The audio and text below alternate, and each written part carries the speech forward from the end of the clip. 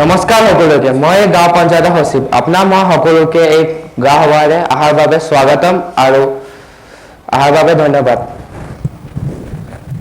নমস্কাৰ সকলোলৈকে মই এই গাঁও পঞ্চায়তৰ উপসচিব নমস্কাৰ সকলোকে মই এই গাঁও পঞ্চায়তৰ ১ নং ৱাৰ্ডৰ স্বাস্থ্য অনাময়ৰ বিষয়ৰ ৱাৰ্ড মেম্বাৰ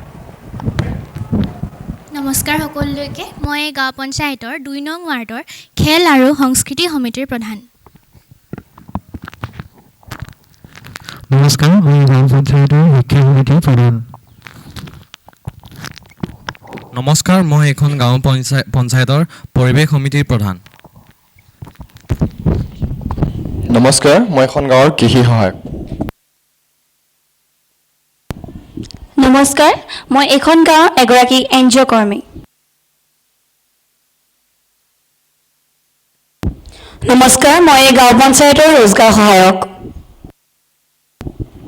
নমস্কাৰ মই এই গাঁও পঞ্চায়তৰ আত্মসহায়ক গোটৰ সদস্য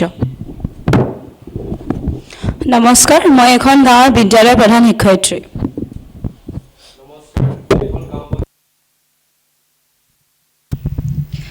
পোনপ্ৰথমে মই সকলোলৈকে ধন্যবাদ জনাইছোঁ আপোনালোক সকলো আহি ইয়াত উপস্থিত হোৱাৰ বাবে আৰু আপোনালোকৰ সমস্যাসমূহ আমাৰ আগত দাঙি ধৰিবলৈ অহাৰ বাবে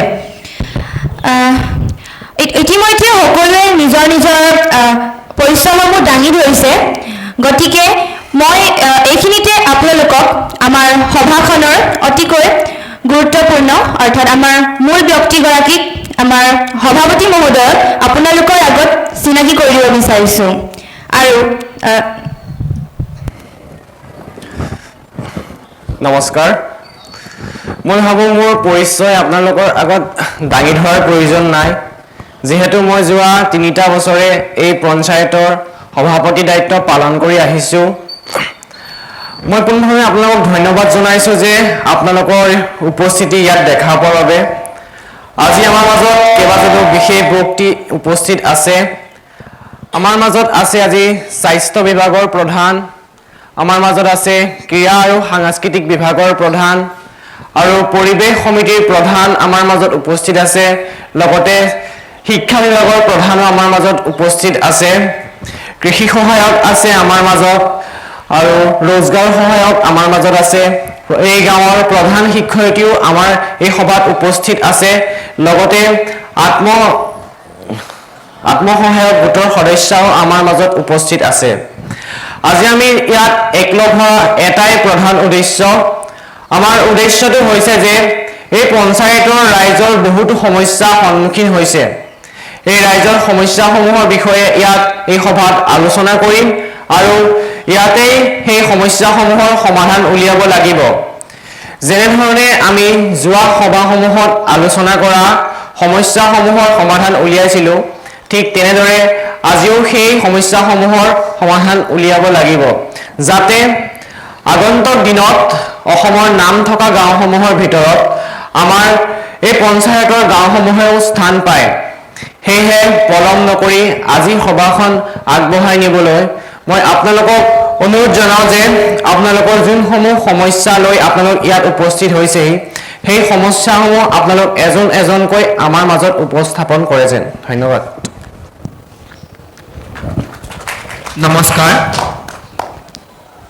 সন্মানীয় সভাপতি মহোদয় মাননীয় গণ্যমান্য ব্যক্তিসকল আৰু মোৰ মৰমৰ গাঁওবাসীসকল আজি মই যুৱ এইখন গাঁৱৰ বহুতো সমস্যা আপোনালোকৰ আগত দাঙি ধৰিব ওলাইছোঁ এই সুযোগ দিয়াৰ বাবে বহুত বহুত ধন্যবাদ পোনপ্ৰথমে মই ক'ব ওলাইছোঁ যে আমি জানো যুৱ সমাজ গাঁৱৰ উন্নয়নত এটা মুখ্য ভূমিকা পালন কৰে আৰু আজিৰ সময়ত যুৱ সমাজ যদি নিচাজাতীয় বস্তুৰ পৰা দূৰ থাকি গাঁৱৰ সচেতনতাৰ কাৰ্যত আগবাঢ়িব লাগিব পঞ্চায়তৰ সহায়ত গাঁৱত বহুতো লাইব্ৰেৰী টিউচন ক্লাছ আৰু ডিজিটেল শিক্ষা গঢ়ি তোলাৰ প্ৰয়োজন দক্ষতা বিকাশৰ জৰিয়তে আমি আমাৰ নিবনুৱা যোনবোৰ সমস্যা সেইবোৰ আমি সমাধান কৰিব পাৰিম যেনে দক্ষতা বিকাশ কৰিলে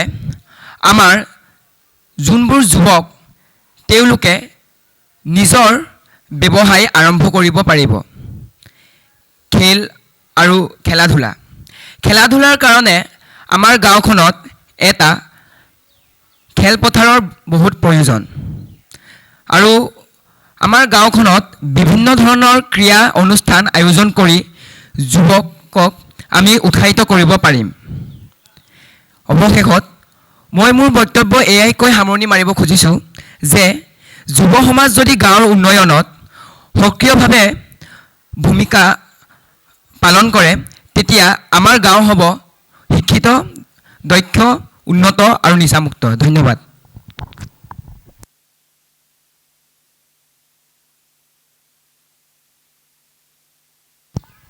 নমস্কাৰ, মই কৃষক। এই গাঁও পঞ্চায়তত নিজৰ সমস্যাবিলাক আপোনালোকৰ আগত ক'বলৈ ওলাইছোঁ। আমি গম পাওঁ যেন আমাক চৰকাৰে বহুতো সুবিধা প্ৰদান কৰিছে, কিন্তু সেই সুবিধাবিলাক আমি ভালদৰে উপভোগ কৰিব পৰা নাই। যিবিলাক আমাক ফাৰ্টিলাইজাৰ, পেষ্টিচাইড প্ৰদান কৰা গৈছিলে সেইবিলাক ইমান ভাল নহয়, যাৰ কাৰণে গুটিবিলাক ভালদৰে অংকুৰিত হ'ব পৰা নাই। আমাৰ গাঁৱত লগতে পানীৰো সমস্যা দেখা পাইছোঁ। পানী নোহোৱাৰ বাবে পথাৰবিলাক শুকাই পৰিছে। আশা কৰিছোঁ যেন মোৰ কথাবিলাক আপোনালোক গুৰুত্ব দিব আৰু উপায় শীঘ্ৰে প্ৰদান কৰিব। ধন্যবাদ।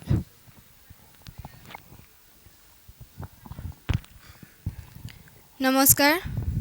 প্ৰথমে মই ধন্যবাদ দিব বিচাৰিছোঁ সভাপতি মহোদয়ক আমাৰ এই সমস্যাবোৰ আপোনালোকৰ আগত উপস্থাপন কৰিবলৈ সুযোগ দিয়াৰ বাবে।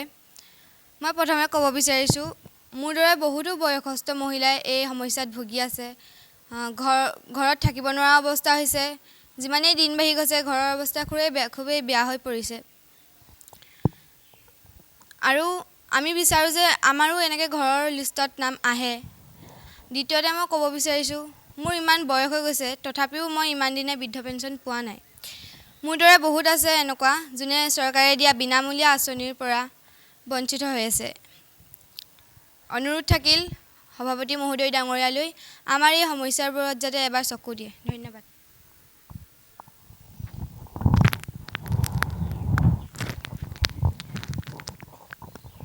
নমস্কাৰ। পোনপ্ৰথমে মই সভাপতি মহোদয়ক ধন্যবাদ জ্ঞাপন কৰিছোঁ আমাক আমাৰ গাঁৱৰ সমস্যাখিনি অৱগত কৰিবলৈ সুযোগ দিয়াৰ বাবে। আমাৰ গাঁৱৰ বিভিন্ন সমস্যা আছে। তাৰ ভিতৰত প্ৰধান সমস্যা হৈছে যে আমাৰ গাঁৱৰ ৰাস্তা পদূলি সুচল নহয়, যাৰ বাবে আমি বহুতো সমস্যাৰ সন্মুখীন হ'ব লগা হৈছে। যেনে ৰোগীসকলক চিকিৎসালয়লৈ নিবলৈ বহুতো অসুবিধা হয়। গাড়ীসমূহ বা এম্বুলেঞ্চ আমাৰ গাঁৱৰ ভিতৰত নোসোমায়, যাৰ বাবে ৰোগীসকল চিকিৎসালয়লৈ সঠিক সময়ত উপস্থিত হ'ব নোৱাৰে।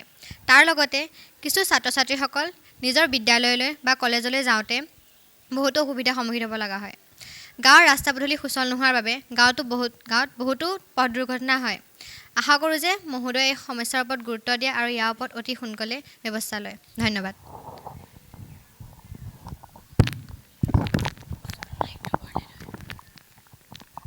নমস্কাৰ। পোনপ্ৰথমে মই সভাপতি মহোদয়ক ধন্যবাদ জ্ঞাপন কৰিব বিচাৰিছোঁ তেওঁ আমাক আমাৰ গাঁৱৰ সমস্যাসমূহৰ বিষয়ে অৱগত কৰিবলৈ সুযোগ দিয়াৰ বাবে। আমাৰ গাঁৱত বহুতো সমস্যা আছে আৰু তাৰে ভিতৰত এটা হৈছে আমাৰ নৱপ্ৰজন্মই নিচাজাতীয় দ্ৰব্য যেনে মদ, ভাং আৰু ড্ৰাগছ গ্ৰহণ কৰিবলৈ লৈছে। আমি জানিব পৰা মতে আমাৰ গাঁৱৰে কিছু দোকানে এই সামগ্ৰীসমূহ যোগান ধৰিছে। কিছুমানে ৰাতিপুৱা বিদ্যালয়লৈ বুলি ওলাই গৈ তেওঁলোক বিদ্যালয় নগৈ তেওঁলোক এই দোকানসমূহলৈ গৈ বিভিন্ন ধৰণৰ নিচাজাতীয় দ্ৰব্য গ্ৰহণ কৰিবলৈ লৈছে। আবেলি তিনিআলিত ৰৈ বহুতো উদ্ভণ্ডালিৰ সৃষ্টি কৰে। ৰাতি পঢ়া শুনাৰ ক্ষেত্ৰতো ল'ৰা ছোৱালীক বহুতো অসুবিধাৰ সৃষ্টি কৰে। মহোদয়ে এই বিষয়টোৰ ওপৰত অলপ গুৰুত্ব দিব বুলি আমি আশা কৰিলোঁ। ধন্যবাদ।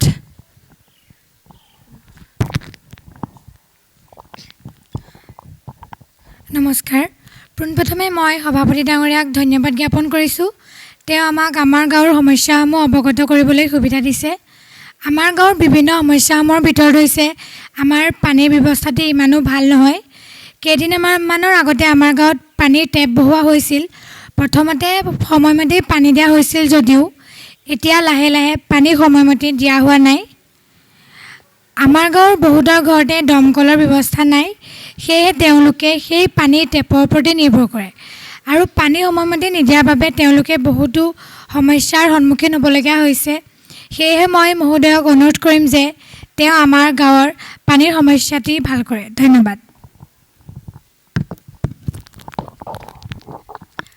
নমস্কাৰ পোনপ্ৰথমে মই সভাপতি মহোদয়ক ধন্যবাদ জ্ঞাপন কৰিব খুজিছোঁ তেখেতে আমাৰ গাঁৱৰ সমস্যাসমূহ অৱগত কৰিবলৈ সুযোগ দিছে আমাৰ গাঁৱত বিভিন্ন ধৰণৰ সমস্যা আছে তাৰ ভিতৰত প্ৰধান সমস্যাটো হৈছে বানপানী সমস্যা ইয়াৰ ফলত আমাৰ গাঁৱৰ মথাউৰিটো প্ৰত্যেকবাৰে বানত ভাগে মথাউৰি নিৰ্মাণৰ বাবে দুবাৰকৈ আধাৰশিলা পতা হৈছিল যদিও এবাৰো সম্পূৰ্ণ হৈ নুঠিল মহোদয়ক ইয়াৰ বাবে অনুৰোধ কৰিছোঁ যাতে তেখেতে মথাউৰি নিৰ্মাণৰ কাম অতি সোনকালে আগবঢ়ায় ধন্যবাদ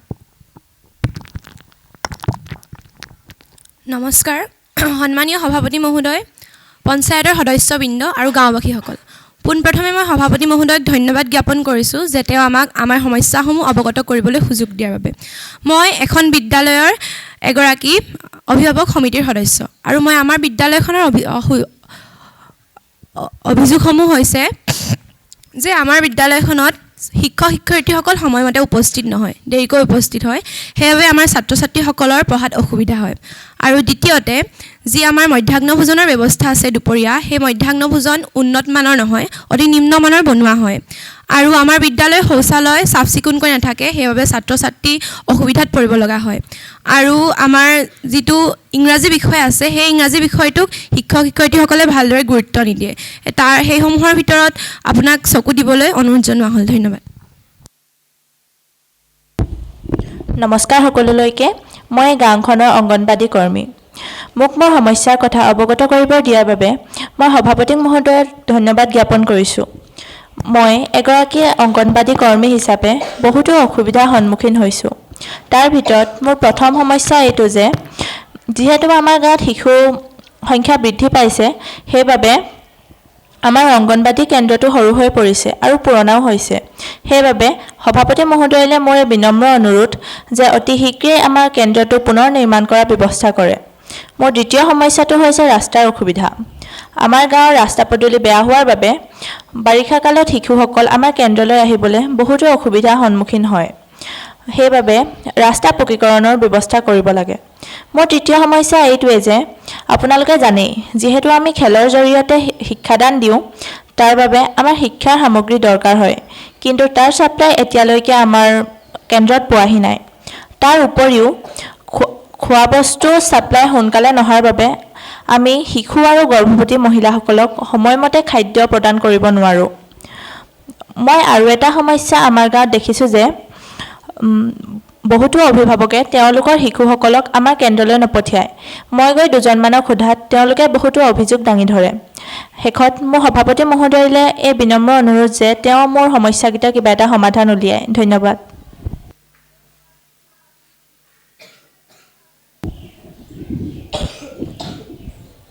নমস্কাৰ পোনপ্ৰথমে মই আমাৰ গাঁৱৰ সভাপতি মহোদয়ক ধন্যবাদ দিব বিচাৰোঁ যে তেওঁ মোক আমাৰ গাঁও আশাকৰ্মী হিচাপে এই সভাত স্বাস্থ্য বিষয় আৰু সমস্যা আপোনালোকৰ আগত উপস্থাপন কৰিবলৈ সুযোগ দিয়াৰ বাবে মই এই গাঁও পঞ্চায়তৰ আশাকৰ্মী হিচাপে এতিয়ালৈকে স্বাস্থ্য সেৱা বৃদ্ধিত কাম কৰি আহিছোঁ মই আমাৰ গাঁও আৰু আয়ুষ্মান আৰোগ্য মন্দিৰত বহুতো সমস্যাৰ সন্মুখীন হৈছোঁ মই আজি ক'বলগীয়া মোৰ প্ৰথমটো সমস্যা হৈছে ঔষধৰ অভাৱ মই কেইবাবাৰো আমাৰ গাঁৱৰ আয়ুষ্মান আৰোগ্য মন্দিৰত ঔষধৰ অভাৱ পাইছোঁ যাৰ ফলত ৰোগীৰ সময়মতে চিকিৎসা কৰিবলৈ পলম হয় মোৰ দ্বিতীয়টো সমস্যা হৈছে আমাৰ গাঁৱৰ আয়ুষ্মান আৰোগ্য মন্দিৰত গৰ্ভৱতী মহিলা আৰু শিশুৰ সঠিকভাৱে যত্ন লোৱা অৰ্থাৎ সেৱা কৰা নহয় যাৰ ফলত কণমানি শিশুৰ বৃদ্ধি সঠিকভাৱে নহয় লগত ৰোগীও সঠিক পুষ্টি নোপোৱাৰ বাবে সঠিক সময়ত সুস্থ নহয় আমি সকলোৱে দেখা পাইছোঁ যে আমাৰ গাঁৱত প্ৰতিদিনে কৈশোৰত গৰ্ভৱতী মহিলাৰ সংখ্যা বাঢ়ি গৈছে লগত কিছু ধৰ্ষণৰ ঘটনাও দেখা পোৱা গৈছে সেয়েহে মই আমাৰ গাঁৱৰ স্বাস্থ্য প্ৰধানক অনুৰোধ জনাওঁ যে এই বিষয়ে তেওঁ শিবিৰ আয়োজন কৰিছে শেষত মই আমাৰ গাঁৱৰ সভাপতি মহোদয়ক আশা কৰোঁ যে মোৰ সমস্যাসমূহ অতি সোনকালে সমাধান কৰি আমাৰ গাঁওখনৰ এখন স্বাস্থ্যৱান গাঁও হিচাপে গঢ়ি তুলিব ধন্যবাদ ধন্যবাদ সকলোকে নিজৰ সমস্যাবোৰ কোৱাৰ বাবে মই এতিয়া সকলো কমিটি প্ৰধানবোৰক অনুৰোধ কৰিম তেওঁ মন্তব্য আগবঢ়াবলৈ প্ৰথমতে মই আমাৰ স্বাস্থ্য কমিটি প্ৰধান অনুৰোধ কৰিম তেওঁ মন্তব্য আগবঢ়াবলৈ নমস্কাৰ আজি এই সভাৰ সন্মানীয় সভাপতি মহোদয় বিভিন্ন ৱাৰ্ডৰ পৰা অহা সন্মানীয় সদস্যসকল আৰু শ্ৰদ্ধাৰ ৰাইজ আজি মই মোৰ ৱাৰ্ডৰ লগত জড়িত এটা অতি গুৰুত্বপূৰ্ণ বিষয় জনস্বাস্থ্য অনাময়ৰ বিষয়ে কিছু কথা ক'বলৈ বিচাৰিছোঁ প্ৰথমে মই অশেষ ধন্যবাদ জ্ঞাপন কৰিছোঁ মোক এই প্ৰশ্নসমূহৰ উত্তৰ দিবলৈ সুযোগ দিয়াৰ বাবে যেনেদৰে আমাৰ গাঁৱৰ আশা কৰ্মচাৰী বাইদেৱে কৈছে যে আমাৰ গাঁৱত যিবোৰ আয়ুষ্মান আৰোগ্য মন্দিৰ আছে সেই আয়ুষ্মান আৰোগ্য মন্দিৰত ঔষধৰ অভাৱ হৈছে আৰু মই সেইটো বিষয়ত ক'ব বিচাৰিম যে আমি তাৰ বিষয়ত শীঘ্ৰে পদক্ষেপ ল'ম লগতে যিবিলাক গৰ্ভৱতী আৰু শিশু আছে সিহঁতৰ পৰিপুষ্টিৰ কাৰণে আমি বহুতো আঁচনি যেনে ইন্দিৰা গান্ধী মাতৃত্ব সহযোগ আঁচনিৰ দৰে বহুতো আঁচনি আমাৰ গাঁৱলৈ আনিম শেষত মই ক'ব বিচাৰিম যে আৰু এটা সমস্যা আছে স্বচ্ছ পানী সমস্যা জল জীৱনৰ মিছনৰ অন্তৰ্গত যিমানবোৰ আমাৰ গাঁৱত জল জীৱন মিছনৰ আঁচনি আহিছে সেইবিলাক আমি আমাৰ গাঁৱৰ বাসিন্দাসকলক প্ৰাপ্ত কৰিবলৈ সহায় কৰিম শেষত মই আমাৰ সভাপতি মহোদয়ক ধন্যবাদ জ্ঞাপন কৰিছোঁ এই সভাখন অনুষ্ঠিত কৰাৰ বাবে ধন্যবাদ মই এতিয়া আমাৰ ক্ৰীড়া আৰু সংস্কৃতি প্ৰধানক অনুৰোধ কৰিম তেওঁ মন্তব্য আগবঢ়াবলৈ নমস্কাৰ পোনপ্ৰথমে মই সভাপতি মহোদয়ক ধন্যবাদ জ্ঞাপন কৰিছোঁ মোক এই সভাত দুআষাৰ ক'বলৈ সুযোগ দিয়াৰ বাবে মই আপোনালোকক জনাবলৈ পাই সুখী হওঁ যে যোৱা 2টা বছৰে খেল আৰু সংস্কৃতি সমিতিৰ প্ৰধান হিচাপে মই গাঁওখনত সুবিধাসমূহ দিবলৈ চেষ্টা কৰিছোঁ মই যোৱা 2টা বছৰে গাঁওখনত 2খন ভলীবল কোৰ্ট এখন ফুটবল কোৰ্ট আৰু খেল ধেমালিৰ বাবে যিবিলাক লাগতিয়াল বস্তু সেইবিলাকো ৰাজীৱ গান্ধীৰ খেল অভিযানৰ দ্বাৰা দিবলৈ চেষ্টা কৰিছোঁ ইয়াৰ লগতে আমাৰ গাঁৱত থকা কৃষ্টি কেন্দ্ৰটিত প্ৰতি দেওবাৰে কণ কণ শিশুসকলে যাতে গীত নাচ শিকিব পাৰে তাৰ প্ৰতিও ব্যৱস্থা কৰি দিছোঁ ইয়াৰ লগতে আমাৰ গাঁৱত থকা যুৱকসকলক অনুপ্ৰেৰিত কৰিবলৈ আমি ইতিমধ্যে বহুকেইখন টেষ্ট মেচ আয়োজন কৰিছোঁ যেনে ভলীবল মেচ ক্ৰিকেট মেচ ইত্যাদি যাৰ দ্বাৰা আমি গাঁওখনৰ গুণসম্পন্ন যুৱকসকলক বাছি উলিয়াই তেওঁলোকক ৰাজ্যিক আৰু আন্তঃৰাষ্ট্ৰীয় পৰ্যায়ত খেলিব পৰাকৈ সুবিধা কৰি দিছোঁ আৰু আমাৰ গাঁৱত যাতে খেল মহাৰণৰ দৰে কাৰ্যসূচীসমূহ অনুষ্ঠিত হৈ থাকে তাৰ প্ৰতিও লক্ষ্য ৰখা হৈছে আৰু যিহেতু দেখা গৈছে যে আমাৰ যিসকল যুৱক যুৱতী বিশেষকৈ আমাৰ উঠি অহা প্ৰজন্মটো কেৱল পঢ়া শুনাৰ দিশতে আগবাঢ়ি গৈছে সেয়েহে আমি বিচাৰোঁ যে তেওঁলোক পঢ়া শুনাৰ দিশতে খেল ধেমালিটো সিমানেই আগবাঢ়ি যাওক সেয়েহে আমি গাঁৱত ইতিমধ্যে বহুকেইখন সভা অনুষ্ঠিত কৰিছোঁ যাৰ দ্বাৰা আমি ছাত্ৰ ছাত্ৰীসকলৰ মাক দেউতাক শিক্ষাগুৰুসকলক মাতি আনি ছাত্ৰ ছাত্ৰীৰ জীৱনত পঢ়া শুনাৰ লগতে খেলৰ মহত্ব বুজাবলৈ চেষ্টা কৰিছোঁ মোৰ বক্তৃতা ইমানতে সামৰণি মাৰিছোঁ মোৰ কথাখিনি ভালদৰে শুনাৰ বাবে ধন্যবাদ ধন্যবাদ মই এতিয়া আমাৰ গাঁৱৰ শিক্ষা কমিটি প্ৰধানক অনুৰোধ কৰিম তেওঁ মন্তব্য আগবঢ়াবলৈ নমস্কাৰ সভাপতি মহোদয় আৰু উপস্থিত সকলোকে মই গাঁও পঞ্চায়তৰ শিক্ষা সমিতি প্ৰধান আজি এই গাঁওখনত মই গাঁৱৰ শিক্ষা উন্নয়নৰ কিছু কথা প্ৰস্তুত কৰিছোঁ পোনপ্ৰথমে আমি কন্যা শিক্ষাৰ এক সুৰক্ষিত ব্যৱস্থা গঢ়ি তোলাত নিযুত মইনা আঁচনি অতি গুৰুত্বপূৰ্ণ এই আঁচনিৰ দ্বাৰা আমি ছাত্ৰীসকলক উচ্চ শিক্ষা অব্যাহত ৰখাত সহায় কৰে আৰু বাল্য বিবাহ ৰোধ কৰাত বিদ্যালয়তে এক বিশেষ ভূমিকা পালন কৰে আৰু এই আঁচনি যে গাঁৱৰ সকলো ছাত্ৰীসকলে লাভ কৰে যে মই তদাৰক কৰিম ইয়াৰ লগতে আমাৰ লক্ষ্য হৈছে যে গাঁৱৰ শিক্ষা ব্যৱস্থাৰ সামগ্ৰিক উন্নতি সাধন বিদ্যালয় পৰিচ্ছন্নতা পানীয় জল আৰু শৌচালয় শিক্ষক শিক্ষাৰ উপস্থিতি এবং পঢ়া শিক্ষাৰ গুণগত মান আমি এই সকলো দিশত সজাগ থাকিম যিসকল শিশু বিদ্যালয়ত উপস্থিত নাথাকে তেওঁলোকক আমি অভিভাৱকৰ সৈতে আলোচনা কৰি বিদ্যালয়লৈ অনা ব্যৱস্থা কৰিম আৰু আমি বিদ্যালয় আৰু গাঁওবাসীৰ মাজত এক সৌমৈত্ৰিক পৰিৱেশ সৃষ্টি কৰিবলৈ সচেতনতা কাৰ্যসূচী সংস্কৃতি খেলকলা উন্নয়ন আৰু অভিভাৱক শিক্ষক সংবাদ অব্যাহত ৰাখিম শেষত মই এই কৈ শেষ কৰোঁ যে শিক্ষাই গাঁও গঢ়ে আৰু শিক্ষাই ভৱিষ্যত সৃষ্টি কৰে নিযুত মইনাৰ পৰা আৰম্ভ কৰি গাঁৱৰ সামগ্ৰিক শিক্ষা উন্নয়নৰ আৰু আমি চবেই মিলি এক উদাহৰণীয় আৰু আত্মনিৰ্ভৰশীল গাঁও গঢ়ি তুলিম এই মই বিশ্বাস কৰোঁ আৰু আমাৰ গাঁৱক আগুৱাই নিব এটাই আমাৰ প্ৰতিজ্ঞা যে আৰু এটাই আমাৰ সংকল্প ধন্যবাদ ধন্যবাদ। মই এতিয়া আমাৰ গাঁৱৰ পৰিৱেশ পৰিচালনা কমিটি প্ৰধান অনুৰোধ কৰিম তেওঁ মন্তব্য আগবঢ়াবলৈ। সন্মানীয় সভাপতি মহোদয় আৰু উপস্থিত সদস্যসকল, আপোনালোকক মোৰ নমস্কাৰ। মই এইখন গাঁৱৰ পৰিৱেশ সমিতিৰ প্ৰধান হিচাপে গৈছোঁ। পৰিৱেশ সংৰক্ষণ আমাৰ সকলোৰে দায়িত্ব। আমি গাঁওখন সেউজীয়া আৰু পৰিষ্কাৰ ৰাখিবৰ বাবে কেইটামান পদক্ষেপ লৈছোঁ। যেনেকৈ আমাৰ গাঁৱত বৃক্ষৰোপণ অভিযান আৰম্ভ কৰা হৈছে, প্লাষ্টিক ফ্ৰী উদ্যোগ চলি আছে আৰু তাৰ উপৰিও পানী সংৰক্ষণ আৰু বৰ্জ্য ব্যৱস্থাপনাৰ ওপৰত সচেতনতা সৃষ্টি কৰা হৈছে। আগলৈ আমি এই কামবোৰ আৰু বৃদ্ধি কৰি যাম যাতে আমাৰ গাঁওখন এখন পৰিষ্কাৰ, সুস্থ আৰু সেউজীয়া পৰিৱেশযুক্ত অঞ্চল হিচাপে গঢ়ি উঠিব পাৰে। ধন্যবাদ। ধন্যবাদ। মই এতিয়া আমাৰ গাঁৱৰ ৰোজগাৰ সহায়কৰ অনুৰোধ কৰিম তেওঁ মন্তব্য দিবলৈ।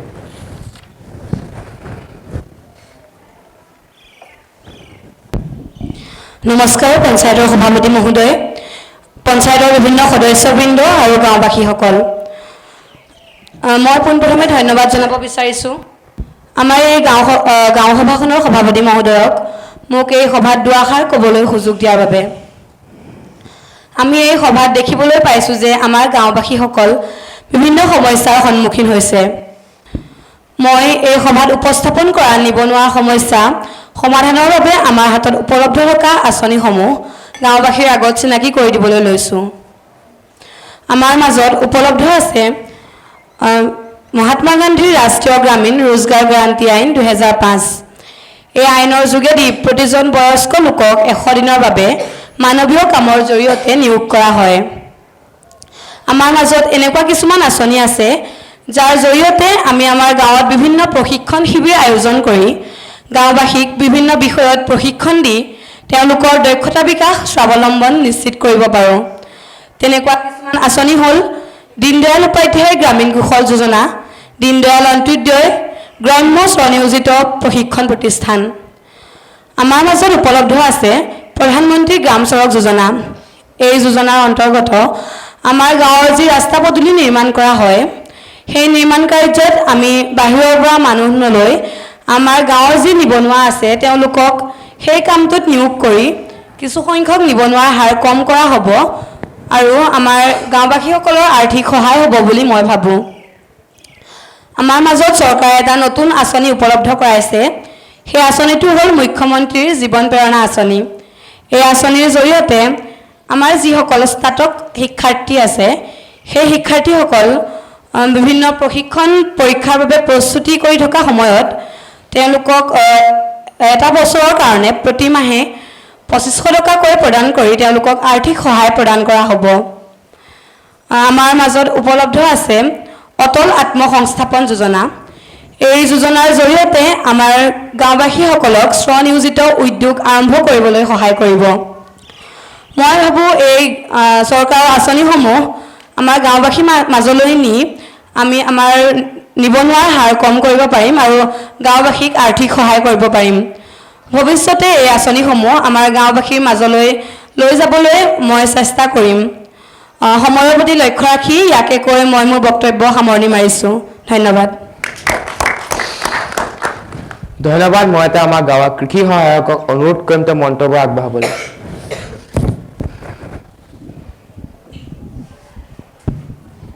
পোনপ্ৰথমে মই আমাৰ সভাপতি মহোদয়ক ধন্যবাদ জ্ঞাপন কৰিছোঁ এখন সভালৈ নিমন্ত্ৰণ জনোৱাৰ বাবে। মই এখন গাঁৱৰ কৃষি সহায়ক হিচাপে মোৰ কামবোৰ হৈছে যে যোনবোৰ তথ্য যেনে ফাৰ্টিলাইজাৰ, ফচলছ, স্কিমছ এইবোৰ গভৰ্ণমেণ্টৰ ফালৰ পৰা অহা আমাৰ কৃষকসকললৈ প্ৰদান কৰা। আমাৰ অসম চৰকাৰৰ দ্বাৰা গঠিত এনে বহুতো আঁচনি আছে যেনে মুখ্যমন্ত্ৰী কৃষি সা সঁজুলি যোজনা, যোনখন আঁচনিৰ দ্বাৰা ইয়াকে কোৱা হৈছিল যে যোনসকল কৃষক বিল' পভাৰ্টি লাইনত পৰে তেওঁলোকক টকা 5000কৈ দিয়া হ'ব কৃষি সা সামগ্ৰী কিনিবৰ বাবে। এনেধৰণৰ আৰু বহুতো আঁচনি আছে যেনে PM কিষাণ, ক্ৰপ ইঞ্চুৰেঞ্চ, ফচল বীমা ইত্যাদি। যিহেতু আমি আমাৰ কৃষকসকলৰ পৰা জানিব পাইছোঁ যে তেওঁলোকক যোনবোৰ ফাৰ্টিলাইজাৰ্ছ আৰু ফচল প্ৰদান কৰা হয় সেইবোৰৰ কোৱালিটিটো বৰ ভাল নহয়, যাৰ ফলত তেওঁলোকৰ কৃষি উৎপাদন অতি কম। আৰু ইয়াৰ লগতে তেওঁলোকে কৈছিল যে তেওঁলোকৰ গাঁৱত পানীৰ বহুত সমস্যা, যাৰ ফলত তেওঁলোকৰ খেতিপথাৰবোৰ শুকাই পৰিছে। চ' এইবোৰৰ ওপৰত আমাৰ গভৰ্ণমেণ্টে অলৰেডি কাম কৰি আছে আৰু যিমান সোনকালে হয় সেই কামবোৰ আমাৰ এইখন গাঁৱলৈকেও আনিবলৈ চেষ্টা কৰিম আৰু তেওঁলোকৰ যোনবোৰ সমস্যা অতি সোনকালে সমাধান কৰিবলৈ চেষ্টা কৰিম। ধন্যবাদ। ধন্যবাদ। মই এতিয়া আমাৰ গাঁৱৰ আত্মসহায়ক গোটৰ সদস্যক অনুৰোধ কৰিম তেওঁ মন্তব্য আগবঢ়াবলৈ। ধন্যবাদ। সন্মানিত সভাপতি মহোদয়, মাননীয় পঞ্চায়তৰ সদস্যবৃন্দ আৰু সভাত উপস্থিত সকলো গাঁওবাসীলৈ মোৰ প্ৰণাম। আজিৰ এই সভাত মই আত্মসহায়ক গোটৰ সদস্য হিচাপে গাঁওখনৰ সকলো স্কুলৰ মিড ডে মিলৰ পৰিচালনাৰ বিষয়ে কিছু কথা জনাব আহিছোঁ। আমি যোৱা 3 বছৰ ধৰি এই গাঁওখনৰ প্ৰত্যেক স্কুলতে মিড ডে মিলৰ ব্যৱস্থা কৰি আহিছোঁ। আমাৰ উদ্দেশ্য এটাই, যাতে আমি গাঁওখনৰ সকলো ছাত্ৰ ছাত্ৰীক পুষ্টিকৰ, স্বাস্থ্যকৰ আৰু পৰিষ্কাৰ আহাৰ প্ৰদান কৰিব পাৰোঁ। আমাৰ দলৰ দ্বাৰা লোৱা কিছুমান পদক্ষেপ হৈছে, আমি চৰকাৰৰ নিয়ম মতে আৰু চৰকাৰৰ সহায়ত সকলো খাদ্য সামগ্ৰীৰ নিয়মীয়াকৈ পৰ্যবেক্ষণ কৰোঁ। আমি ৰন্ধনশালাৰ লগতে ছাত্ৰ ছাত্ৰী খোৱা মজিয়াও নিয়মীয়াকৈ চাফ চিকুণ কৰি ৰাখোঁ।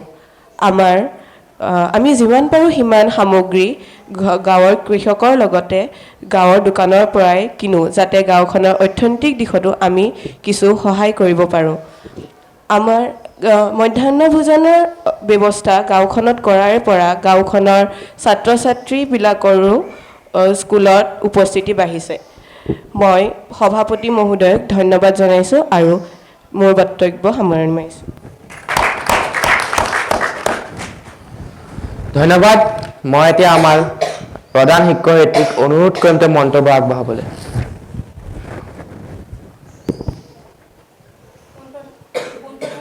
সভাপতি মহোদয়ক অশেষ ধন্যবাদ জনাইছোঁ মোক এই সভাত দুআষাৰ ক'বলৈ সুযোগ দিয়াৰ বাবে। মই পোনপ্ৰথমতে এয়াই ক'ব বিচাৰোঁ যে এগৰাকী প্ৰধান শিক্ষয়িত্ৰী হিচাপে মই এই বিদ্যালয়খনৰ সকলো কাম নিজৰ কৰ্তব্য হিচাপে গ্ৰহণ কৰিছোঁ আৰু ইয়াৰ সকলো নিজৰ সমস্যা মানি প্ৰতিগৰাকী ছাত্ৰ ছাত্ৰীক নিজৰ সন্তান হিচাপে শিক্ষা দিবলৈ চেষ্টা কৰিছোঁ। আপোনালোকে জানিব পাৰিছে যে এই বিদ্যালয়খনৰ ছাত্ৰ ছাত্ৰীৰ দৈনিক উপস্থিতি বাঢ়িছে। মই সহযোগী শিক্ষক শিক্ষয়িত্ৰীৰ সৈতে লগ লাগি অভিভাৱকৰ ঘৰে ঘৰে গৈ বিদ্যাৰ্থীসকলক যাতে আমাৰ বিদ্যালয়ত নামভৰ্তি কৰায় তাৰ বাবে উৎসাহ জনাইছোঁ আৰু শিক্ষকসকল যাতে শ্ৰেণীকোঠাত সময়ত উপস্থিত হৈ গৈ তাৰ ওপৰতো লক্ষ্য ৰাখিছোঁ আৰু ছাত্ৰ ছাত্ৰীসকলে যাতে উন্নতমানৰ মধ্যাহ্ন ভোজন গ্ৰহণ কৰিব পাৰে তাৰ ওপৰতো লক্ষ্য কৰিছোঁ। মই জানিব পৰা মতে মই অহাৰ আগত ইংৰাজী বিভাগত ইমান গুৰুত্ব দিয়া হোৱা নাছিল আৰু ভাল শিক্ষক আৰু ছাত্ৰ ছাত্ৰীৰ অভাৱ হৈছিল, কিন্তু এতিয়া বহুত গুণে আগবাঢ়িব পাৰিছে বিদ্যালয়ৰ ছাত্ৰ ছাত্ৰীসকল আৰু শিক্ষকসকল। মই সেইসকল ছাত্ৰ ছাত্ৰীক বিনামূলীয়া টিউশ্যন কৰি আহিছোঁ যিসকলৰ আৰ্থিক অৱস্থা ইমান ভাল নহয়। বিদ্যালয়খন চাফ চিকুণ ৰখাত মই বহুখিনি কাম কৰিব পাৰিছোঁ। চফাই কৰ্মীসকল যাতে সময়ে সময়ে সৰা পোছা আৰু পৰিৱেশটো চফা ৰাখিব পাৰে তাৰ ওপৰতো মন কৰিছোঁ। এয়াই কৈ মোৰ বক্তব্য সামৰণি মাৰিছোঁ, কিয়নো এগৰাকী প্ৰধান শিক্ষয়িত্ৰী হিচাপে মোৰ বহুতো এনে কাম আছে যোনখিনি মই কৰিম আৰু কৰি আহিছোঁ বুলি আপোনালোকৰ আগত প্ৰতিজ্ঞা কৰিছোঁ। আপোনালোক সকলোৱে যাতে মোৰ লগত সহযোগ কৰে তাৰ ওপৰত লক্ষ্য কৰিছোঁ। ধন্যবাদ। ধন্যবাদ। মই এতিয়া আমাৰ গাঁৱৰ NGO কৰ্মীক অনুৰোধ কৰিম তেওঁ মন্তব্য আগবঢ়াবলৈ। নমস্কাৰ। সন্মানীয় সভাপতি মহোদয়, এই পঞ্চায়ত সভাৰ সদস্যবৃন্দ আৰু গাঁওবাসীসকল, পোনপ্ৰথমতে মই আমাৰ এই পঞ্চায়ত সভাৰ সভাপতি ডাঙৰীয়াক ধন্যবাদ জ্ঞাপন কৰিব বিচাৰিছোঁ মোক দুআষাৰ ক'বলৈ সুযোগ দিয়াৰ বাবে। মই আপোনালোকক জনাব বিচাৰিছোঁ যে আমাৰ NGOটোৰ তৰফৰ পৰা আমি যিমান পাৰোঁ সিমান আপোনালোকক সহায় কৰি আহিবলৈ চেষ্টা কৰি আহিছোঁ। আমি চেষ্টা কৰি আহিছোঁ যাতে প্ৰতিটো আত্মসহায়ক গোটক আমি নিয়মীয়াকৈ পইচা বিতৰণ কৰিব পাৰোঁ আৰু বেকাৰীৰ দৰে নানা ধৰণৰ ব্যৱসায় যি দৰকাৰী যন্ত্ৰ পাতি ব্যৱহাৰ হয় সেইসমূহ আমি প্ৰদান কৰিব পাৰোঁ। নানা ব্যৱসায়ৰ পদ্ধতিও আমি প্ৰশিক্ষণ আমি প্ৰদান কৰিছোঁ। আৰু যিসমূহ কৃষক আছে কৃষকসকলক আমি ভাল ফচলৰ বাবে ভাল কোৱালিটিৰ HIV শস্য আৰু সাৰ প্ৰদান কৰিছোঁ আৰু পোক পতংগৰ পৰা বাচি থাকিবলৈ বাবে আমি একোটা দ্ৰব্য প্ৰদান কৰিছোঁ।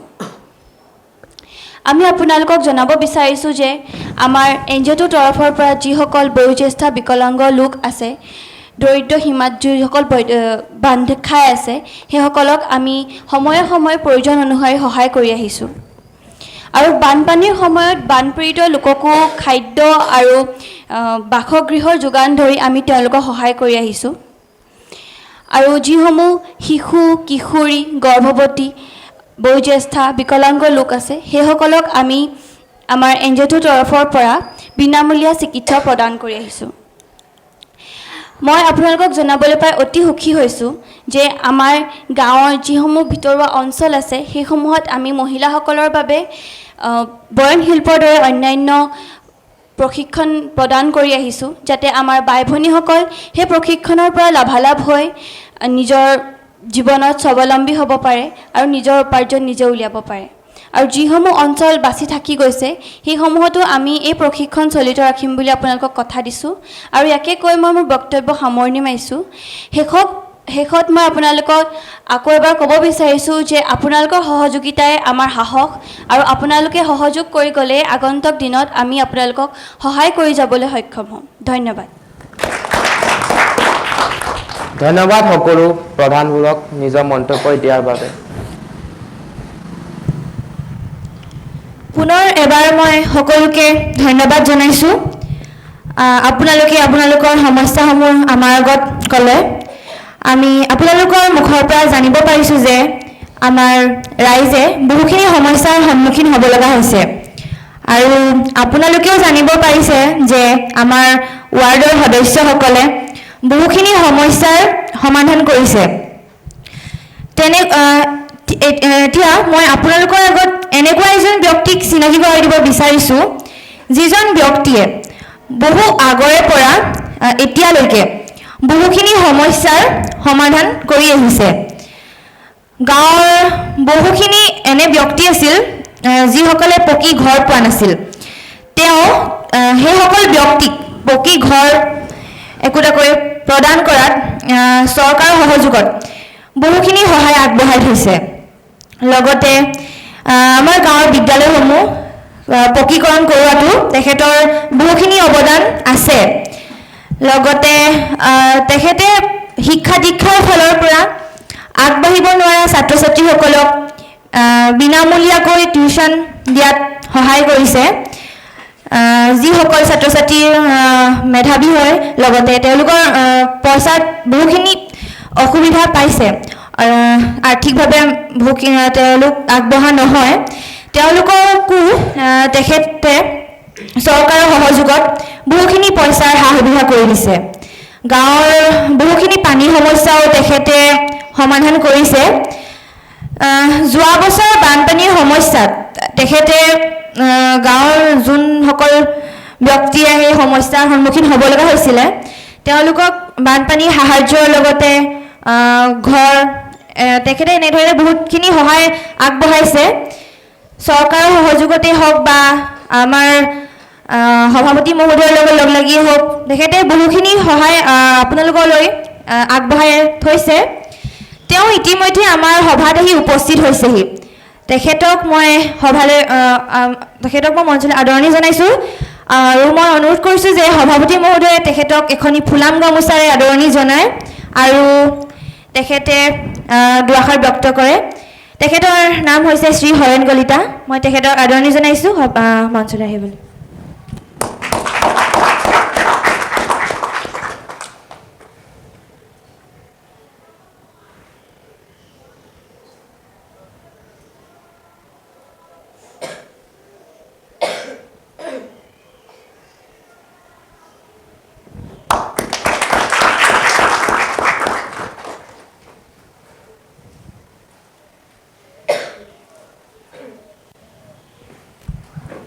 নমস্কাৰ। পোনপ্ৰথমে মই সভাপতি ডাঙৰীয়া আৰু উপস্থিত সকলো সদস্যকে ধন্যবাদ জনাইছোঁ মোক এই সভালৈ নিমন্ত্ৰণ জনোৱাৰ বাবে। ইতিমধ্যে আপোনালোকে গম পাইছে যে সভাপতি ডাঙৰীয়াৰ লগত আমি গাঁৱৰ উন্নতিৰ হকে কাম কৰি আহিছোঁ আৰু তাৰ ফলত যি পৰিৱৰ্তন হৈছে সেয়াও দেখিবলৈ পোৱা গৈছে। মই এয়াই আশা কৰিছোঁ যে আজি আপোনালোক যিদৰে সকলো একত্ৰিত হৈ ইয়াত আহি সমস্যাবোৰ দাঙি ধৰিছে সেইদৰে আগন্তুক আহি থকা দিনবোৰতো যাতে একত্ৰিত হৈ উন্নতিৰ হকে গাঁওখনৰ বাবে উন্নতিৰ হকে কাম কৰিবলৈ আগবাঢ়ি আহে। ধন্যবাদ। শেষত মই আমাৰ সভাপতি ডাঙৰীয়াক অনুৰোধ কৰিম দুআষাৰ ক'বলৈ। মই পুনৰ এবাৰ আপোনালোক সকলোকে ধন্যবাদ জ্ঞাপন কৰিছোঁ যে আপোনালোকে আপোনালোকৰ মূল্যৱান সময়খিনি আমাক দিয়াৰ বাবে। এই পঞ্চায়তৰ ৰাইজ আমাৰ ৰাইজ, এই ৰাইজৰ সমস্যাও আমাৰ সমস্যা। পঞ্চায়তৰ বাজেট আৰু চৰকাৰৰ আঁচনিসমূহৰ সহায়ত যোনসমূহ সমস্যাৰ সমাধান মোৰ হাতত আছে সেইসমূহ সমস্যাৰ সমাধান আমি অহা 2 দিনৰ ভিতৰত আৰম্ভ কৰিবলৈ চেষ্টা কৰিম আৰু যোনসমূহ সমস্যাৰ সমাধান মোৰ হাতত নাই সেইসমূহ সমস্যা মই অহা 2 দিনৰ ভিতৰতে আমাৰ বিধায়ক মহোদয়ৰ ওচৰত গৈ উপস্থাপন কৰিমগৈ। ইতিমধ্যে আপোনালোকে আপোনালোকৰ বহুকেইটা প্ৰশ্নৰ উত্তৰ পাইছে, তথাপিও মই আপোনালোকৰ হৈ 2 এষাৰ কথা ক'বলৈ ওলাইছোঁ। আপোনালোকৰ মাজৰে এগৰাকী মহিলাই আমাৰ আগত দাঙি ধৰিছে যে আপোনালোকৰ মথাউৰিৰ সমস্যাটোৰ কথা।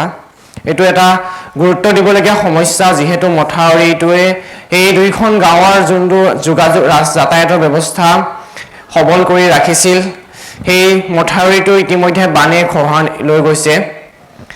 মথাউৰিটো নিৰ্মাণ কৰা হৈছিলে আমাৰ বানপানীৰ পৰা ৰক্ষা পাবলৈ।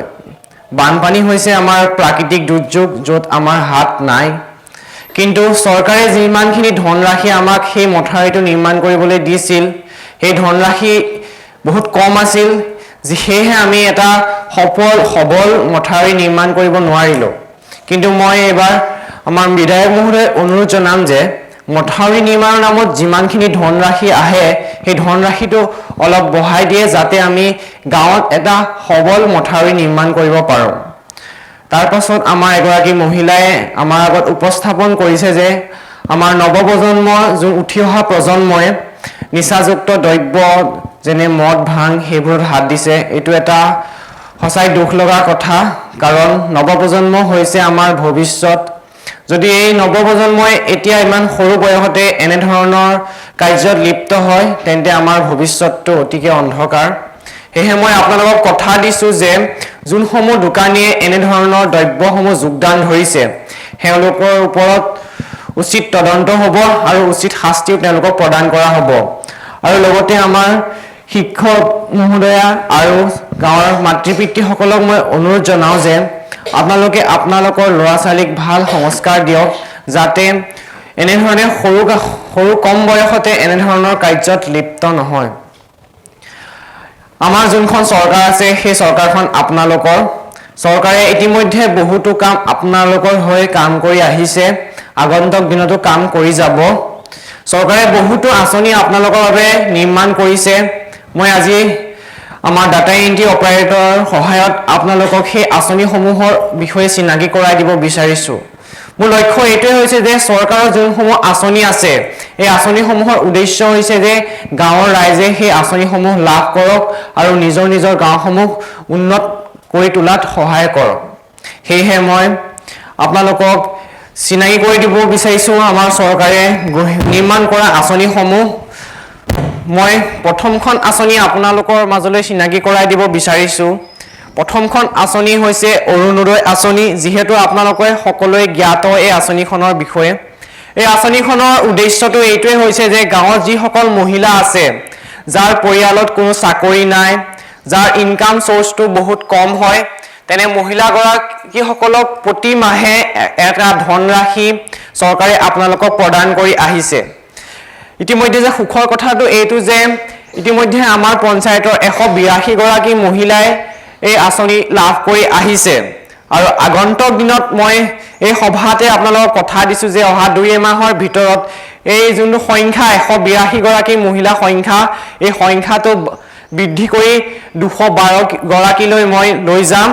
সেয়েহে মই আপোনালোকক আমাৰ ডাটা এণ্ট্ৰি অপাৰেটৰৰ লগত যোগাযোগ কৰিবলৈ আমাৰ পঞ্চায়তৰ লগত যোগাযোগ ৰাখিবলৈ অনুৰোধ জনালোঁ মই ইয়াৰ পাছৰখন আঁচনি আপোনালোকৰ মাজলৈ লৈ আহিছোঁ এই আঁচনিখনৰ নাম হৈছে অটল অমৃত অভিযান আজিৰ দিনত বেমাৰ কাৰ নাই আমি সকলোৱে জানো যে আমাৰ সকলোৱে বেমাৰত পৰো চিকিৎসালয়ত ভৰ্তি হ'ব লগা হয় আৰু সেই চিকিৎসাৰ নামত বহু পইচা আমি খৰচ কৰিব লগা হয় এজন ভাল চাকৰি কৰা মানুহো সেই বেমাৰৰ নামত খৰচ কৰি বহু সমস্যাৰ সন্মুখীন হ'ব লগা হয় তেনেস্থলত আমাৰ গাঁৱৰ ৰাইজে ইমানখিনি পইচা ক'ত পাব সেয়েহে মই এই আঁচনিখনৰ বিষয়ে আপোনালোকক ভালদৰে বুজাই দিব বিচাৰিছোঁ যে মই উদাহৰণস্বৰূপে মই আপোনালোকৰ মাজৰে এজনক ধৰি লৈছোঁ যে আপোনালোকৰ যদি এই আঁচনিখনত নামভৰ্তি থাকে আৰু ভৱিষ্যতে যদি আপোনালোকে চিকিৎসালয়ত ভৰ্তি হ'ব লগা হয় আৰু যেতিয়া আপোনালোকে চিকিৎসালয়ত ভৰ্তি হ'ব আৰু চিকিৎসাৰ নামত আপোনালোকৰ যিমানখিনি ধন বা যিমানখিনি খৰচা হয় আপোনালোকে ধৰি লওক যেনিবা আপোনাৰ 2,50,000 টকা আপোনাৰ চিকিৎসাৰ নামত খৰচা হ'ল তেনেস্থলত সেই 2,50,000 টকাৰ 2 লাখ টকা চৰকাৰে আপোনালোকক ৰেহাই দিব আপোনালোকে মাথো আপোনালোকে 50,000 টকা সেই ট্ৰিটমেণ্টৰ নামত সেই চিকিৎসাৰ নামত খৰচ কৰিলেই হ'ব সেয়েহে মই আমাৰ গাঁওবাসীক অনুৰোধ কৰিম যে কোনো এজন ব্যক্তি এই আঁচনিৰ পৰা বঞ্চিত নহয় আপোনালোকে এই আঁচনিত নিজৰ নামটো ভৰ্তি কৰি লৈ আমাৰ ডাটা এণ্ট্ৰি অপাৰেটৰৰ লগত যোগাযোগ কৰিব সভা ভংগ হোৱাৰ পিছত মই ইয়াৰ পৰৱৰ্তীখন আঁচনিলৈ যাব বিচাৰিছোঁ এই আঁচনিখনৰ নাম হৈছে মুখ্যমন্ত্ৰী কৃষি সা-সঁজুলি যোজনা ইতিমধ্যে আমাৰ কৃষি সহায়কে আপোনালোকক এই আঁচনিখনৰ কথা অৱগত কৰিছিল তথাপিও মই আপোনালোকক ক'বলৈ ওলাইছোঁ এই আঁচনিখন নিৰ্মাণ কৰা হৈছে আমাৰ কৃষকসকলৰ খাতিকে যেনেকৈ কৃষকসকলে কৃষি কাৰ্যত লিপ্ত হ'বলৈ বহুতো সা-সঁজুলিৰ প্ৰয়োজন হয় যেনে ট্ৰেক্টৰ আৰু পাৱাৰ টিলাৰকে আদি কৰি বহুতো সৰু সুৰা বা ডাঙৰ সা-সঁজুলিৰ প্ৰয়োজন হয় তেনেস্থলত চৰকাৰে খেতিয়কসকলক ট্ৰেক্টৰ আৰু পাৱাৰ টিলাৰ প্ৰদান কৰি আহিছে সুখৰ খবৰ এইটো যে আমাৰ পঞ্চায়তৰ ইতিমধ্যে 3 গৰাকী খেতিয়কে এই আঁচনি লাভ কৰিবলৈ সক্ষম হৈছে আৰু আগন্তুক ছমাহৰ ভিতৰত নতুনকৈ 5 গৰাকী খেতিয়কক এই আঁচনিৰ পৰা ট্ৰেক্টৰ আৰু পাৱাৰ টিলাৰ প্ৰদান কৰা হ'ব যোনসমূহ খেতিয়কৰ 20 বিঘাতকৈ অধিক মাটি আছে তেখেতসকলক পাৱাৰ টিলাৰ আৰু ট্ৰেক্টৰ আৰু যোনসমূহ খেতিয়কৰ 20 বিঘাতকৈ মাটি কম আছে ধৰি লওক 5 বিঘা আছে 10 বিঘা আছে তেখেতসকলক 5,000 টকাকৈ সা-সঁজুলি কিনিবলৈ চৰকাৰে প্ৰদান কৰা হ'ব সেয়েহে মই আপোনালোকক এইখন আঁচনিটো নামভৰ্তি কৰিবলৈ অনুৰোধ জনালোঁ ইয়াৰ পাছৰখন আঁচনি মই লৈ আহিছোঁ এইখন আঁচনিও আমাৰ কৃষকসকলৰ খাতিকে অনা হৈছে যিহেতু আমাৰ ধৰি লোৱা কৃষি কাৰ্য লিপ্ত হ'বলৈ ফচল কিনিব লগা হয় বা ট্ৰেক্টৰ যেনিবা নাই ট্ৰেক্টৰ হাল বাবলৈ ট্ৰেক্টৰ ভাড়া দিব লগা হয় তেনেস্থলত যোনখিনি ধনৰাশি এজন কৃষকক প্ৰয়োজন হয় তেখেতৰ সেই ধনৰাশি নাথাকিলে চৰকাৰে তেখেতক সেই ধনৰাশি প্ৰদান কৰিবলৈ ৰেডি আছে সেয়েহে মই অনুৰোধ জনাম যে আপোনালোকে এইখন আঁচনিটো নামভৰ্তি কৰি লয় আৰু যদি আপোনালোকৰ প্ৰয়োজন হয় মই উদাহৰণস্বৰূপে বুজাব বিচাৰিছোঁ যে যদি আপোনালোকে চৰকাৰৰ পৰা খেতিৰ নামত 1 লাখ টকা লয় আৰু সেই সকলো পইচা আপোনালোকে খেতিত ব্যৱহাৰ কৰে আৰু সেই খেতিৰ পৰা আপোনালোকে 2 লাখ টকা যদি উপাৰ্জন কৰে তেতিয়া আপোনালোকে এই সুতৰ নামত চৰকাৰক এটকাও দিব নালাগে যিমানখিনি পইচা আপোনালোকে চৰকাৰৰ পৰা লৈছিলে সিমানখিনি পইচা চৰকাৰক ঘূৰাই দিলেই হ'ব এইখন এখন ভাল আঁচনি আমাৰ খেতিয়কসকলৰ খাতিকে মই সেই খেতিয়কসকলক অনুৰোধ জনাম যে আপোনালোকে লক্ষ্য কৰে যেন মই পৰৱৰ্তী আঁচনিখনলৈ যাব বিচাৰিছোঁ পৰৱৰ্তী আঁচনিখনৰ নাম হৈছে আনন্দৰাম বৰুৱা বঁটা ইতিমধ্যে আপোনালোকে এই আঁচনিখনৰ কথা গম পাইছেই চাগে এইখন আমাৰ যোনসমূহ মেধাৱী ছাত্ৰ ছাত্ৰী তেখেতসকলৰ খাতিকে অনা হৈছে যোনসমূহ ছাত্ৰ ছাত্ৰীয়ে মেট্ৰিক পৰীক্ষাত 80% উত্তীৰ্ণ হয় তেখেতসকলক 20,000 টকাকৈ প্ৰদান কৰা হৈছে আৰু যোনসকল ছাত্ৰ ছাত্ৰীয়ে উচ্চতৰ মাধ্যমিক পৰীক্ষাত 80% উত্তীৰ্ণ হয় তেখেতসকলক স্কুটিও প্ৰদান কৰা হৈছে ইয়াৰ উদ্দেশ্য এইটোৱে যে যেতিয়া আমাৰ ছাত্ৰ ছাত্ৰীসকলে পঢ়া শুনা বা শিক্ষা দীক্ষা ক্ষেত্ৰত আগবাঢ়ি যাব বিচাৰে তেখেতসকলক এনেধৰণে পুৰস্কৃত কৰিলে তেখেতসকলে আৰু যাতে আগলৈ পঢ়া শুনা কাৰ্যত লিপ্ত হৈ থাকিব তাকে আশা কৰি চৰকাৰে এইখন আঁচনি প্ৰস্তুত কৰিছিলে আৰু দেখা পোৱা গৈছে যে যোৱা 3টা বছৰত আমি যদি তুলনা কৰোঁ প্ৰথম বছৰতকৈ দ্বিতীয় বছৰত এই আঁচনিৰ পোৱা ছাত্ৰ ছাত্ৰীৰ সংখ্যা বৃদ্ধি হৈছে আৰু তৃতীয় বছৰত আৰু বৃদ্ধি হৈছে মই এইটোৱে আশা কৰিছোঁ যে আগন্তুক দিনত এই যোনখন আঁচনি লাভ কৰা ছাত্ৰ ছাত্ৰীৰ সংখ্যা এই আগন্তুক দিনত বাঢ়ি যায় আৰু মই লগতে আমাৰ মাতৃ পিতৃসকলকো অনুৰোধ জনাম যে তেওঁলোকে নিজৰ ল'ৰা ছোৱালীসকলক শিক্ষিত কৰিবৰ বাবে বিদ্যালয়লৈ পঠায় কাৰণ আমি যদি নিজে শিক্ষিত হওঁ তেতিয়াহে আমি এখন শিক্ষিত গাঁও গঠন কৰিব পাৰিম তাকে লক্ষ্য ৰাখি মই পৰৱৰ্তী আঁচনিখনৰ ওচৰলৈ যাব বিচাৰিছোঁ পৰৱৰ্তী আঁচনিখনৰ নাম হৈছে চিফ মিনিষ্টাৰ আত্মনিৰ্ভৰ অসম অভিযান 2.0 এই আঁচনিখনৰ সহায়ত যোনসমূহ নিবনুৱা আমাৰ গাঁৱত আছে যেনে শিক্ষিত হওক বা অশিক্ষিত যোনসমূহ নিবনুৱা আছে তেখেতসকলৰ বাবে এই আঁচনিখন চৰকাৰে অনা হৈছে এই আঁচনিখনৰ উদ্দেশ্য এইটোৱে যে এই আঁচনিখনৰ সহায়ত চৰকাৰে এটা প্ৰশিক্ষণ কেম্প আমাৰ গাঁৱে গাঁৱে দিব আমাৰ মাজৰ এজন যুৱকে আমাক কৈছিল যে নিবনুৱা সমস্যাৰ কথা গাঁৱত বহু কেইজন নিবনুৱা ইতিমধ্যে আছে এই আঁচনিখনৰ সহায়ত তেওঁলোকে লাভ কৰিব যে এটা প্ৰশিক্ষণ কেম্প এই কেম্পত তেখেতসকলক শিক্ষা দিয়া হ'ব যে নিজকে এজন কৌশলিক ব্যক্তি হিচাপে কেনেকৈ গঠন কৰিব পাৰি আৰু নিজকে এজন এণ্টাৰপ্ৰিনিয়ৰ বা উদ্যোগী হিচাপে গঢ়ি তুলিব পাৰে যাতে আগন্তুক দিনত তেখেতসকলে নিজৰ কৌশলৰ সহায়ত ধন উপাৰ্জন কৰে আৰু নিজৰ পৰিয়ালটো পোহপাল দিয়ে যেন মই ইয়াৰ পৰৱৰ্তীখন আঁচনিলৈ যাব বিচাৰিছোঁ এই আঁচনিখনৰ নাম হৈছে শ্বহীদ কুশল কোঁৱৰ সাৰ্বজনীন বৃদ্ধ পেঞ্চন আঁচনি এই আঁচনিখনৰ উদ্দেশ্য এইটোৱে যে গাঁৱত যিমানখিনি 60 বছৰতকৈ ডাঙৰ পুৰুষ বা মহিলা আছে তেখেতসকলে চৰকাৰৰ পৰা প্ৰতি মাহে এটা ধনৰাশি পাব ইতিমধ্যে আমাৰ এগৰাকী মাতৃয়ে কৈছে যে তেখেতে এই আঁচনিখনৰ পৰা বঞ্চিত হৈ আছে মই মাতৃক এইটো এটা দুখ কৰিবলগীয়া কথা হয় মই সদস্যসকলক ক'ব বিচাৰোঁ যে আমাৰ গাঁৱত কোনো এজন ব্যক্তি এনে থাকিব নালাগিব যোনে 60 বছৰ হোৱাৰ পাছতো এই আঁচনিখনৰ পৰা বঞ্চিত হৈ আছে মই এই সভাতে আপোনালোকক কথা দিলোঁ যে যদি আমাৰ গাঁৱত কোনোবা 60 বছৰ ওপৰৰ ব্যক্তি আছে যোনে এই আঁচনিখনৰ পৰা বঞ্চিত হৈ আছে তাৰ ওপৰত উচিত তদন্ত হ'ব আৰু শাস্তি দিয়া হ'ব কাৰণ এইখন আঁচনি সকলোৰে বাবে আহিছে যোনে 60 বছৰ ওপৰত সেয়েহে মই অনুৰোধ জনাওঁ যে আপোনালোকে ভালদৰে চাব গাঁৱত যিমানখিনি 60 বছৰৰ ওপৰৰ মহিলা বা পুৰুষ আছে তেখেতসকলে যাতে এই আঁচনিখন লাভ কৰে মই ইয়াৰ পাছৰখন আঁচনিলৈ যাব বিচাৰিছোঁ এইখন আমাৰ চৰকাৰে এই বছৰ নতুনকৈ আনিছে নিযুত মইনা আঁচনি এইখন আনিছে আমাৰ ছাত্ৰীসকলৰ কাৰণে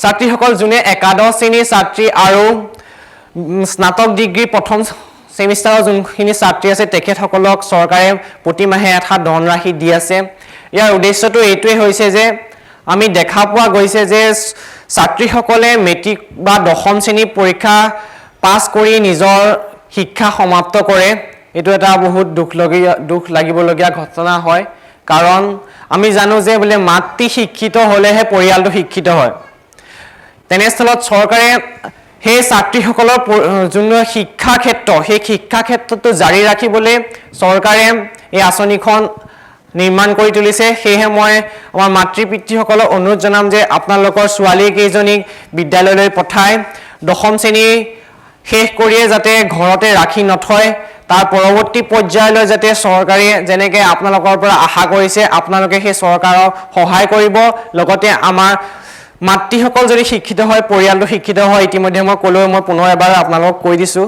সেয়েহে আপোনালোকে এই যোনখন চৰকাৰে আঁচনি দিছে সেই আঁচনিখনত যাতে সহায় কৰে ইয়াৰ পাছৰখন আঁচনি আপোনালোকৰ মাজলৈ আহিছে চিফ মিনিষ্টাৰ জীৱন প্ৰেৰণা আঁচনি মুখ্যমন্ত্ৰী জীৱন প্ৰেৰণা আঁচনি এই আঁচনিখনৰ প্ৰধান উদ্দেশ্যটো হৈছে যে যিসকল ব্যক্তি স্নাতক ডিগ্ৰী পাছ কৰি আহিছে যোনে পৰীক্ষাৰ বাবে প্ৰস্তুতি চলাই আছে আমাৰ रोजगार সহায়কে এই আঁচনিখনৰ কথা আপোনালোকৰ আগত কৈছিলেই তথাপিও মই কৈ দিছোঁ কাৰণ যেতিয়া এজন ব্যক্তিয়ে স্নাতক ডিগ্ৰী কমপ্লিট কৰে তেখেতে 2 মাহৰ ভিতৰতে চাকৰি নাপায়, তেখেতে হয়তো নতুন পৰীক্ষাৰ খাতিকে প্ৰস্তুতি চলায়, তেখেতৰ বয়স হৈ যায় 22, 23, 24 এনেকুৱা বয়স হৈ যায় আৰু তেনে বয়সত তেখেতসকলে মাক দেউতাকৰ পৰা হাত খৰচ বিচাৰিবলৈ বেয়া পায়। সেয়েহে চৰকাৰে তেখেতসকলক হাত খৰচ হিচাপে হওক বা পৰীক্ষাৰ বাবে প্ৰস্তুতি চলাবলৈ যি ধনৰাশিৰ প্ৰয়োজন সেই ধনৰাশিৰ প্ৰয়োজনৰ বাবে হওক 2500 টকাকৈ প্ৰতি মাহে এবছৰলৈ দিছে। সেয়েহে আমাৰ গাঁৱত যদি কোনো ব্যক্তি আছে যোনে স্নাতক ডিগ্ৰী পাছ কৰি এই আঁচনিখন লাভ কৰা নাই, মই আমাৰ ডাটা এন্ট্ৰি অপাৰেটৰৰ লগত যোগাযোগ কৰিবলৈ অনুৰোধ জনাম যে এই আঁচনিখনৰ লাভ কৰে আৰু নিজৰ নাম ভৰ্তি কৰে। আজি ইমানখনেই আঁচনি মই আপোনালোকৰ মাজলৈ আনিছিলোঁ। ইতিমধ্যে আমি এই সভাৰ শেষ পৰ্যায়ত উপস্থিত হৈছোহি।